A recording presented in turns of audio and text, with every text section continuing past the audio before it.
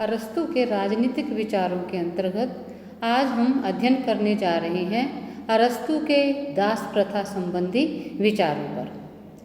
अरस्तु के दास प्रथा संबंधी विचारों के संदर्भ में बताना चाहूँगी कि जो अरस्तु था, क्योंकि वो एक यूनानी दार्शनिक था और जिसे हम राजनीति विज्ञान का जनक मानते हैं और ये मानकर चलते हैं कि अरस्तु ने अपने राजनीतिक विचारों को एक वैज्ञानिक क्रमबद्धता देने का प्रयास किया है।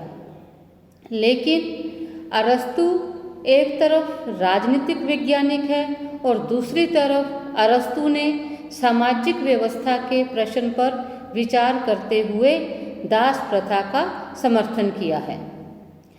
क्योंकि अरस्तु के समय में यूनानी जगत में होमर के समय से दास प्रथा सामाजिक जीवन का एक आवश्यक अंग बनी हुई थी। प्राचीन समय में यूनान में खेतीबाड़ी और अन्य घरेलू कार्यों को संपादित करने के लिए दासों के द्वारा उनसे कार्य लिया जाता था। दास उस समय खेतीबाड़ी और घरेलू कार्य करके अपने मालिकों के कार्य में सहायता प्रदान करते थे। क्योंकि अरस्तु भी एक यूनानी विचारक था, तो वो अपने समय की दास प्रथा से प्रभावित था और उसने दास प्रथा का समर्थन किया है। अरस्तु मानकर चलता है कि जो दासता है एक प्राकृतिक संस्था है, क्योंकि अरस्तु का मानना था कि जो दास हैं उस समय के सामाजिक जीवन के लिए अनिवार्य हैं। अरस्तु जैसा उच्च कोटि का दार्शनिक अपने समय की मान्यताओं और परिस्थितियों से नहीं बच सका और उसने दास प्रथा को उचित ठहराने के लिए अपनी संपूर्ण दार्शनिक योग्यता लगा दी। बार्कर ने इस संबंध में टिप्पणी करते हुए कहा है कि यह ऐसी संस्था का विवेक युक्त बचाव है जिसे अस्वीकार करने की योजना सभ्य संसार बना चुका है, जिसे ग्रीक सभ्यता पर एक धब्बा कहा गया है और उसे उच्च सिद्ध करने का प्रयास किया गया। कहने का अभिप्राय है कि यद्यपि अरस्तु के समय यूनान में दास प्रथा प्रचलित थी, लेकिन उस समय एक ऐसे वर्ग के द्वारा दास प्रथा का जो समर्थन किया जा रहा था उसका विरोध होना भी शुरू हो चुका था।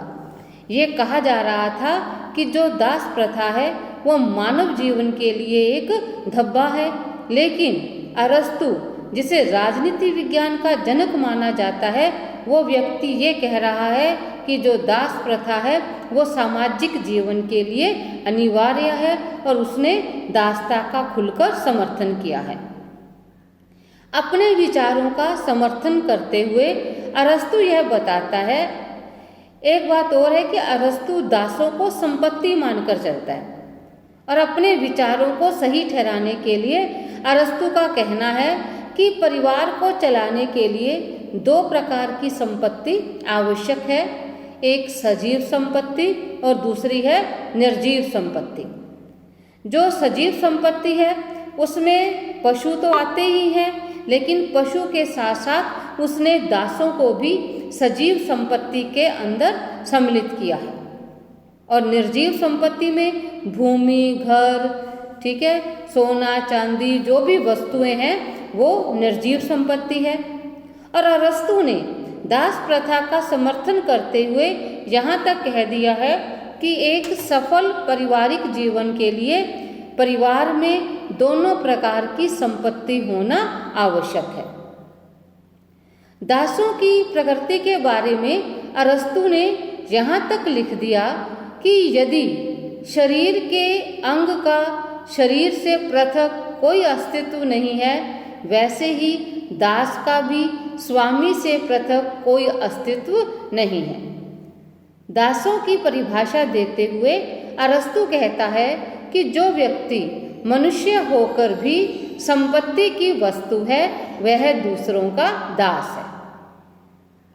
अब हम अरस्तु के दास प्रथा संबंधी विचारों का और थोड़ा विस्तृत अध्ययन करेंगे कि उसने दास प्रथा का जो समर्थन है वो किन बिंदुओं के आधार पर किया है। तो सबसे पहले अरस्तु हमें बताता है कि दास प्रथा प्राकृतिक है। अब उसका तर्क देखिए, वो क्या कहता है। अरस्तु का कहना है कि जो मनुष्य है, ठीक है, कुछ तो जब वो जन्म लेते हैं तो जन्म लेने के बाद कुछ जन्म से ही दास होते हैं। अरस्तु कहता है कि जो प्रकृति है वो स्वयं कुछ लोगों से को इस ढंग से बनाती है कि उनमें बुद्धि का अभाव है। अर्थात उसका कहने का अभिप्राय है कि जन्म से ही दो प्रकार के व्यक्ति होते हैं। एक व्यक्ति वो जो बुद्धिमान होते हैं, और जो बुद्धिमान व्यक्ति होते हैं वो उनका कार्य क्या होता है, उनका कार्य दूसरों पर शासन करना होता है। लेकिन एक वर्ग ऐसा होता है जिनमें बौद्धिक क्षमता नहीं होती है और जिनमें बुद्धि का अभाव होता है, लेकिन ऐसे लोग शारीरिक रूप से शक्तिशाली होते हैं। यानी कि वो दास प्रथा का प्राकृतिक ढंग से उसका समर्थन करवा रहा है। क्या कह रहा है कि दो तरह के मनुष्य होते हैं, एक वो जो जन्म से इंटेलिजेंट है, बुद्धिमान है, ठीक है, लेकिन कुछ मनुष्य ऐसे होते हैं जो जन्म से बुद्धिमान तो नहीं है, लेकिन वो शारीरिक रूप से हष्ट पुष्ट होते हैं। हम कह सकते हैं कि अरस्तु के कहने का अभिप्राय यह भी है कि जो शारीरिक रूप से हष्ट पुष्ट है तो वो बुद्धिमान नहीं हो सकता, लेकिन अरस्तु ने ऐसा कहने का प्रयास किया है। तो जो लोग स्वाभाविक रूप से योग्य हैं उनका कार्य क्या है, शासन कार्यों को संपादित करना। और जो मनुष्य कम बुद्धि के हैं, इंटेलिजेंट नहीं है, तो वो लोग स्वाभाविक रूप से दास बनने लायक हैं। तो अरस्तु कहता है कि दास प्रथा व्यक्तियों ने नहीं बनाई, ये तो ईश्वर ने ही व्यक्ति व्यक्ति के बीच में भेद उत्पन्न कर दिया है। ईश्वर ने किसी को इंटेलिजेंट और किसी को मूर्ख ऐसा बनाया है, और जो कम बुद्धि के लोग हैं वे व्यक्ति दास बनने के लायक हैं। इसी तरह वो एक सेकंड तर्क देता है कि जो दास प्रथा है वो संपूर्ण समाज के लिए लाभप्रद है। देखिए, दास प्रथा को इस दृष्टि से भी वो न्यायोचित कहता है कि जो शासन कार्य इंटेलिजेंट या कह लीजिए जो विवेक युक्त व्यक्ति हैं उनके द्वारा शासन कार्यों को संपादित किया जाता है। और वो शासन कार्यों को संपादित कब करेंगे, जब उनके पास पर्याप्त अवकाश होगा। अर्थात शासक वर्ग के पास जब पर्याप्त समय होगा तभी वो शासन कार्यों का संपादन कर सकते हैं। ये जो दास है, दासों का कार्य क्या है, खेती बाड़ी और घरेलू कार्यों को संपादित करना। जब दास वर्ग के द्वारा उनकी घरेलू आवश्यकताओं को पूरा किया जाएगा तो शासक वर्ग के पास पर्याप्त समय होगा कि वो अपना समय राज्य और देश के लिए दे सके। तो इस आधार पर भी अरस्तु दास प्रथा का समर्थन करता है कि दास प्रथा स्वामी वर्ग और संपूर्ण समाज के लिए लाभप्रद है। तीसरा वो तर्क देता है कि केवल स्वामी वर्ग के लिए लाभप्रद नहीं है, बल्कि जो दासता है वो नैतिक है। अब नैतिक कैसे है, कहते कि जो दास हैं जिनमें विवेक नहीं है, विवेक शून्य प्राणी है, लेकिन कहते समय के साथ साथ दासों के जीवन के लिए भी विकास आवश्यक है। अब देखिए, विरोधाभास तो यही हो जाता है। एक तरफ तो अरस्तु कहता है कि दास विवेक शून्य है, और दूसरी तरफ वो क्या कहता है कि उनमें भी विकास होना चाहिए, उनके जीवन में भी। अब विकास कैसे होगा, तो कह रहा है कि जो दास हैं वो अपना संपूर्ण समय किसके लिए लगा देते हैं, शासक वर्ग के लिए, इंटेलिजेंट लोगों के साथ रहते हैं। जब वो बुद्धिमान व्यक्तियों के संपर्क में निरंतर रहते हैं तो स्वाभाविक रूप से बुद्धिमत्ता के अंश उनके अंदर आ जाते हैं। बुद्धिमान वर्ग के व्यक्तियों के निरंतर संपर्क में रहने के कारण उसे विवेक और गुण का आवश्यक अंश प्राप्त हो जाता है। वैसे तो वो बुद्धिहीन है, लेकिन जब वो बुद्धिहीन व्यक्तियों के संपर्क में रहेंगे तो उनमें भी बुद्धि का अंश आ जाएगा, तो यह उनके नैतिक विकास के लिए भी आवश्यक है। आगे चलकर कहता है कि जो दासता है वो राष्ट्रीय अर्थव्यवस्था का अंग है।